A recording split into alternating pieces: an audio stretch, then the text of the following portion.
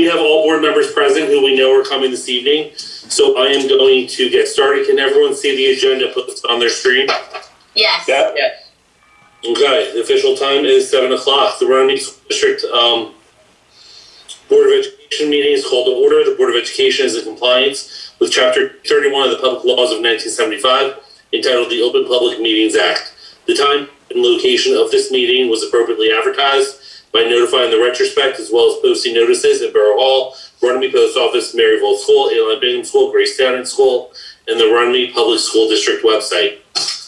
Will everyone please stand for the Pledge of Allegiance? No. I have a flag. Hold on. Here we go.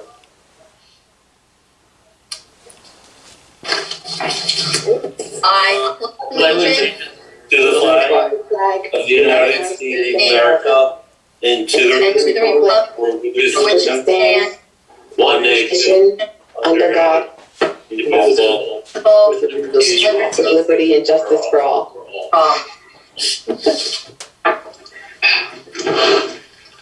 Okay, roll call. Ms. Adair is not here this evening. Ms. Beebe. Mr. Buckheim. Yes, here. Ms. Davidson. here. Mr. Lego. Here. Mr. Murray. Here. Ms. Panzarella. Here. Ms. Sams. Here.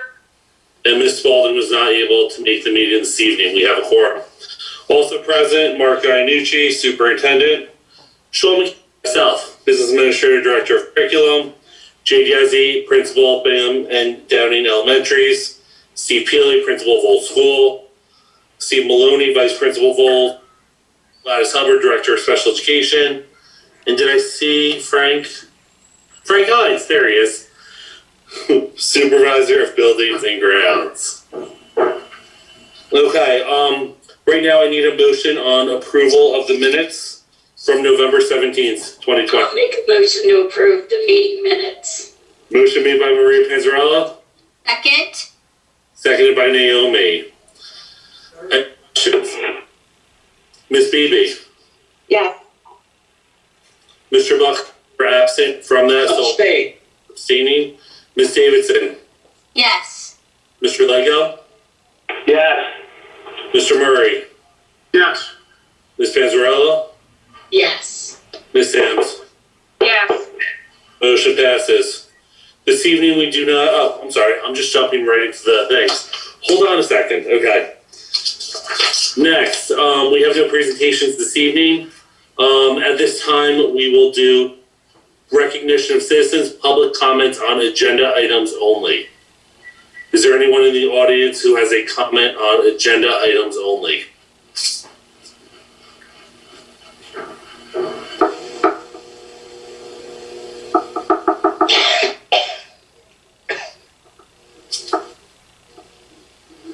Okay, so seeing that there's no comments on agenda items, I will move on to the superintendent's report. Mr. Iannucci. Thank you very much, Dr. McCarron. Good evening, everybody. Just a couple of things before we get into some discussions about our remote schedule.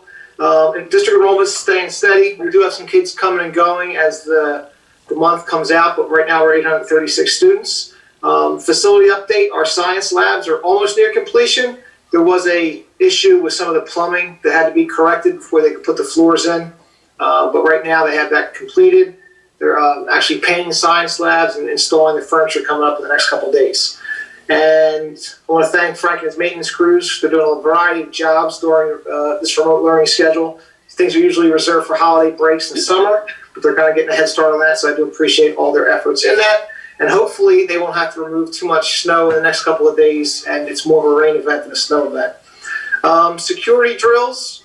We are still required to do security drills, even though students are on remote learning activities. So the principals have conducted them with staff that are in the building, or will be conducting with staff in the building. So we are in compliance with state guidelines.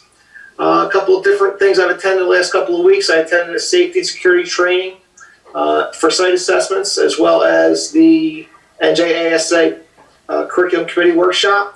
We're going over the new rules that would impact sexual harassment investigations, as well as cyberbullying. I attend weekly meetings with the County Department of Health to review the data released, usually on Thursday mornings. And that helps us out identifying any areas, any changes we need to make moving forward. Right now, we're in that orange zone, as I let the board know on a weekly basis. The number is getting high in the county, so that could be an issue if it does go to red, where the recommendation is to shift activities to remote learning, which we are already in. But if it would go to red, those suggestions are to stay in the remote learning activities. I have another meeting coming up with them on Thursday this week. We also have an administrative meeting on Thursday. We'll be reviewing, once again, the remote learning activities that are going on, ways we can make improvements to remote learning, not only in the next week or so, but in the future, so we can, provide a consistent learning environment for our kids. I know it's difficult for everybody. As a father of 2 children, I said before, it hasn't been easy on us here either, but we're trying to do the best that we can, but we're always looking for ways to improve that virtual learning. We do ask parents if there are some issues, if they contact the teacher, so we can rectify those issues, and parents have done that, which we appreciate. And if there's any problems, if there's still problems going on after that, I suggest you contact your building principal. And after that, if you're not happy with that answer, you can always contact my office at any time. We're happy to discuss any issues that you're having. I want to continue to thank Ruby Jewell and her cast of, I won't call them characters, I call them superheroes, because what they've done in the last 9 months of getting food out to people is just amazing. Today we distributed over 250 meals once again. It's just a great effort for them to keep our families fed during these difficult times. So I want to thank Ruby personally. I thank her every time I see her, but I want to thank her publicly again because it's been great. And thanks to all our board members and staff members who contributed to the holiday committee. I know they're collecting gifts. So if you have anything to drop off, I know Mr. Matty's done a great job along with the counselors. Mr. Callahan, Mr. Ambrosi getting those things in. So I do appreciate that. And that is all I have for you tonight. If you have any questions, please let me know. Okay, seeing no questions, I'll move on to my report. Currently, each month I kind of tell you that the audit will be presented. First I said November, then I said December. The state has just pushed back the audit deadline to January to make sure that all of the different things that need to be accounted for can be. As of right now, our audit is pretty much done from the auditors. In terms of reports and of what we got back, there are no corrective actions that are being done from the audit that was completed. But it's just finalizing those final things that the state's looking for the audit submission. We haven't even received our 2020 audit yet, but I'm preparing for the 21-22 budget. That is going to come out. Normally we have a mid-year review with the county office, but the county office has kind of put that on hold because they haven't received notification from the Department of Ed regarding certain aspects of the mid-year review that we have. As school districts, though, we're going to continue moving forward in terms of planning what we need for budget because we know exactly what is expected for that, and we will move forward on that end. We are in the process of preparing for state testing. State testing, no one knows what that's going to look like. If we are in a hybrid model, it's going to look very different. If we are remote, we're not sure what the state will be doing since it is a secure test. And in the past, it's been complete lockdown when we do the test. So I'm not really sure what state testing will look like. The purpose behind state testing, every state has to do it, and that's how we justify that we are properly using our federal funding that we receive from the federal government and show them that we are following the standards that align with those federal funds.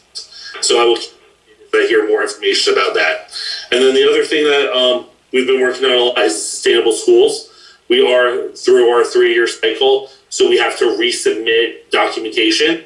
We have additional documentation that we are submitting on top of what we did before. So we don't foresee that being an issue. The first submission by January 15th, they allow 3 submissions for it to be approved. And that's all I have for right now. Any questions? Nope. Thank you, Sean. Yes. I find it hard to believe that the state would have the public schools doing testing assessments this year. Every news network that I've watched in the past month has said that the level of comprehension by students has dropped because of the situation we're in. So, Chaz, here's what I'll say. The state is going. Makes no sense. They're going through the steps, and until they're told they don't have to administer the test, they're going through the movements regardless of what every other school is facing. So even though some schools are, trying to get everything else in order, they still want their submissions for state testing set up by this date at this time. And if you're by this time, you're going to be penalized. QSAC is a big one that's up in the air in terms of whether or not school districts will continue to receive QSAC this year. There's a lot of moving pieces. We just got a new secretary for the education department, who's in charge of the education department now. So there's a lot of moving seats, unfortunately. Yeah. We're in a good spot. We'll continue to submit things on time. We'll continue to make sure that our students and our staff are ready to go. However, I'm not going to be surprised when it doesn't come to fruition in the spring. Good. I hope so. We're prepared. So, any other questions? Okay. Next is, do we have any questions on our principal reports, nurse reports, buildings and grounds, special education? Do we have any committee reports this evening? On December 2nd, I attended the Camden County Education Service Commission meeting, and all I can report at this time is progress. With what's going on with the COVID-19, the cutbacks in school, there are very little activities happening, especially anything new at the County Education Service Commission at this time. Great. Any other reports?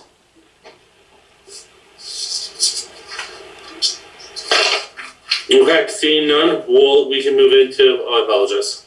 We can move into new business.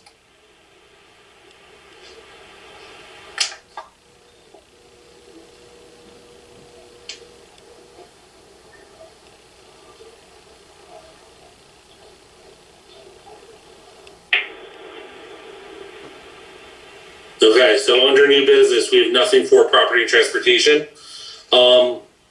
I need a motion for personnel. We have 2 items. I'll make that motion. Approve items 1 and 2 under personnel. I'll Motion second made that. by Dennis Lego. Seconded by Chaz. Seconded by Chaz. Any questions? Roll call vote. Ms. Beebe? Yeah. Mr. Buchan? Yes. Ms. Davidson? Yes. Mr. Lego? Yes. Murray? Yes. Ms. Panzarella? Yes. Ms. Sams? Yes. Yeah. Motion passes. I just want to also congratulate and thank Dorothy Harkinson for her 22 years of service with the Runnemede School District, both as a playground Catholic lunch aide and also as a before and after care worker. Next up, I need a motion for finance. Items number 1 through 4. I'd like to make a motion under finance to approve items number 1 through 4. Motion made by Naomi, I'll second it. seconded by Angel. Any questions? Seeing none, roll call. Ms. Beebe? Yes. Mr. Buchan? Yes. Ms. Davidson? Yes. Mr. Lego? Yes. Mr. Murray? Yes. Ms. Panzarella? Yes. Ms. Sams? Yes. Motion passes. Next, I need a motion for items number 1 through 5 under curriculum. I'll make a motion for items 1 through 5 under curriculum. Motion made by Maria Panzarella. Second. I'll second. Oh, that was a close one. Seconded by Naomi Davidson. Any questions on that 1 through 5? Okay, roll call. Ms. Beebe? Yes. Mr. Buchan? Yes. Ms. Davidson? Yes. Mr. Lego? Yeah. Yes. Mr. Murray? Yes. Ms. Panzarella? Yes. Ms. Sams? Yes. Yes. Motion passes. Finally, I need a motion for items number 1 through 3 under policies and public relations. I'll make that motion. I'll make that motion. 1 to 3 under policy and relations. Motion made by Angel Beebe and seconded by Dennis Lego. Any questions on items 1 through 3? Nope. Seeing none, roll call vote. Ms. Beebe? Yes. Mr. Buckheim? Yes. Ms. Davidson? Yes.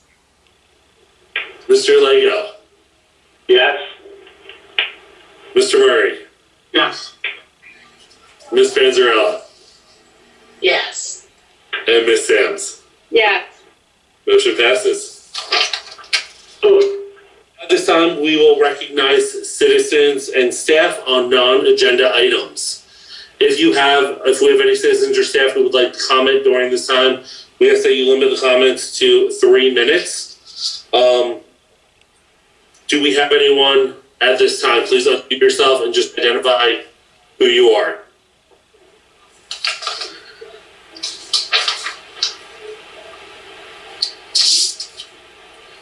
Hi, Julia Conti. I'm a parent of 2 students in the Runnemede School District. Good evening. Good evening. I just have some concerns that I don't know where to bring them right now about going forward from where we're going to be when kids return to the hybrid model and the full remote students remain fully remote. My concerns stem from the fact that my child that is in the 2nd grade, I just want to say first that her teachers are wonderful. I love them, okay? And I know it's really hard, everything we're doing, but I feel like there's a great disconnect. My child is only receiving 4 hours of direct instruction a week versus the kids that go hybrid 2 days a week are receiving 2 full days of instruction and did not feel very included in the classroom. Whereas now that we've switched to remote, she feels very involved in the classroom, and she's actually doing a lot better. She logs on every single day. She's part of all of her classes. She does break off with her full remote teacher on Tuesdays and Thursdays for the 2 hours as she had done before. But my concern is when things return back to the normal as we know it now, and the hybrid students return to school, she's going to lose that connectedness to the classroom. She's going to lose those Monday, Wednesday class time that she had with the teachers and seeing her fellow classmates in the classroom. And I just want to know if there's any way to keep them connected to the classroom, and that can we Zoom or do a live meet with them? Can we keep a camera in the classroom so that there's a live feed for them? I know other districts are doing it. I know teachers in other districts that are doing it, and they're successful with it. And I know there's been an argument that kids at the 2nd grade level are not going to get anything out of that. But I'm here to tell you my daughter is getting a lot out of that, and I don't want to lose that. Well, I appreciate your feedback. And again, we talked a little bit in my presentation about enhancing the program moving forward, and that is one of the things we are looking at. Hopefully we bring students back in January, like we stated, and looking into getting the kids more involved in the remote as well as in classroom. I can't guarantee you it's going to be 5 days a week, whereas they're getting that direct instruction, but we are looking to enhance that moving forward if possible. There's a lot of moving pieces. We were down several staff members starting off in September, and they're slowly trickling to come back in. So we're hoping to kind of beef those areas up if we can, so we can provide that instruction for not only your daughter, but for other children as well. Yes, and I understand that. And I feel like I've talked to other remote parents, and I just feel like sometimes they don't feel like they're being heard when their complaints are mentioned. And I just feel like talking to them and then seeing what my child is getting now versus what she was getting before, there is a huge disparity between what the full remote students are receiving versus what the in-school class kids are receiving. And I know there are better ways to do this. And I just feel like, and and I hope this is not the intention that was put forth, but I want you to hear me when I say this. Full remote student parents, a lot of them feel like we were punished for our decision to keep our child full remote because it is against what people think that they need to be in school and that's what's best for them. I'm not arguing that, but That was never the intention of the district, and you're as a person who has a child who opted for fully remote, I totally understand where you're coming from, why you made that choice. So I would never, me personally, I would never do that, and I don't think the district is putting that forth either. And I'm sorry that you feel that way, but that wasn't the intention or, ever brought up. We understand everybody's concerns of why kids are going hybrid, why kids are going remote. We have kids switching all the time, so that was never the intention. So I do apologize that you do feel that way, but that was never the intention. no, I just felt like I needed to bring that to your attention because that's chatter that goes on with parents in the background, and if you don't know that that's how we feel. Well, I do appreciate that. Again, I do appreciate the feedback. Do we have any other comments from the public on non-agenda items?